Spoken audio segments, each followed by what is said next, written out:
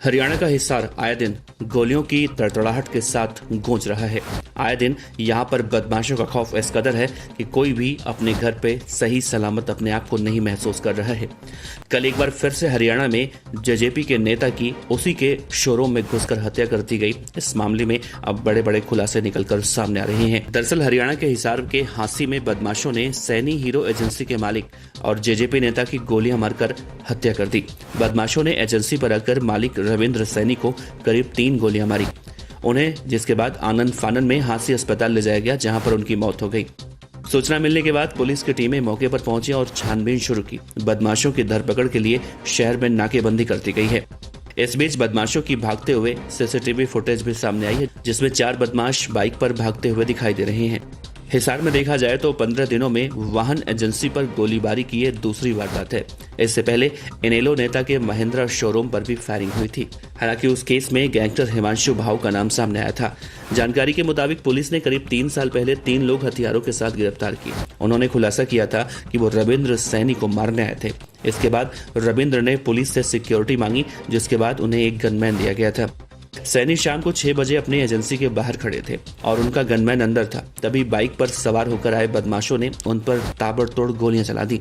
सैनी को इस दौरान 3 गोलियां लगी, जिसके बाद पूरे शोरूम में खलबली मच गई। उन्हें हांसी के नागरिक अस्पताल ले जाया गया, जहां पर डॉक्टरों ने उन्हें मृत घोषित कर दिया। हालांकि इस पूरे मामले में रविंद्र सैनी के गनमैन पर कई सवाल उठ रहे हैं, लेकिन गनमैन ने साफ तौर से कहा है कि उसे कुछ समझ में नहीं आया। जब गोली उसके सामने चलाई जा रही थी तो उसने भी कोशिश की, लेकिन वो गोली चला नहीं पाया। फिलहाल गनमैन से पुलिस और भी पूछताछ करेगी। जांच के बाद ही काफी सारी बातें सही कही जा सकती हैं। रविंद्र सैनी की मौत की खबर सुनने के बाद हांसी के नागरिक अस्पताल में पार्टी के नेता लोग पहुंच गए। लोगों ने कानून व्यवस्था पर सवाल उठाए। उन्होंने कहा कि हांसी के पुलिस जिला बनने से जनता को फायदा कुछ नहीं है। हांसी में आज के मौजूदा वक्त में जनता से ज्यादा तो पुलिस है, लेकिन उसके बाद भी आम जनता सुरक्षित नहीं है।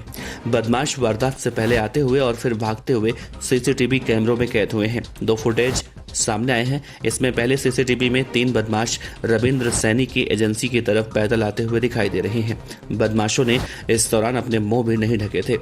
वहीं दूसरी फुटेज बदमाशों के भागते हुए की है, जिसमें एजेंसी की तरफ पैदल गए 3 बदमाश सैनी पर फायरिंग करने के बाद भागे और फिर आगे जाकर बाइक लेकर खड़े साथी के साथ बैठकर फरार हो गए। हरियाणा प्रदेश व्यापार मंडल के प्रांतीय अध्यक्ष और अखिल भारतीय व्यापार मंडल के राष्ट्रीय मुख्य महासचिव बजरंग गर्ग ने रविंद्र सैनी की हत्या पर दुख व्यक्त किया।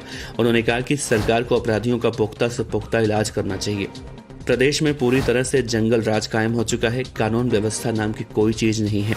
अपराधी दिन दहाड़े दुकानों पर फायरिंग करके व्यापारियों से फिरौती और मंथली मांग रहे हैं। सरकार को अपराध खत्म करने के लिए पुलिस प्रशासन को खुली छूट देनी चाहिए। हिसार में लॉ एंड ऑर्डर की स्थिति को लेकर लगातार सवाल उठ रहे हैं। इससे पहले इनेलो के महिंद्रा शोरूम पर भी फायरिंग हुई थी। बदमाश बाइक पर आए और सरेआम फायरिंग करने के बाद हथियार लहराते हुए भाग निकले थे। इसके बाद ऑटोमोबाइल और तिरपाल व्यापारी को धमकाकर फिरौती मांगी गई थी। इसके विरोध में व्यापारियों ने पहले प्रदर्शन किया था।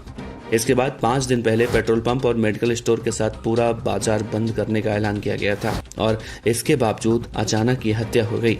व्यापारियों ने सरकार को पूरी तरह से हरियाणा बंद की चेतावनी भी दी थी। फिलहाल रविंद्र सैनी की हत्या करने वाले कौन से लोग थे, अभी तक पुलिस की जांच में कुछ भी निकलकर सामने नहीं आ पाया है। जाहिर है इस हत्याकांड को पुरानी रंजिश ही बताया जा रहा है। बहरहाल पुलिस अभी इन्वेस्टिगेशन कर रही है।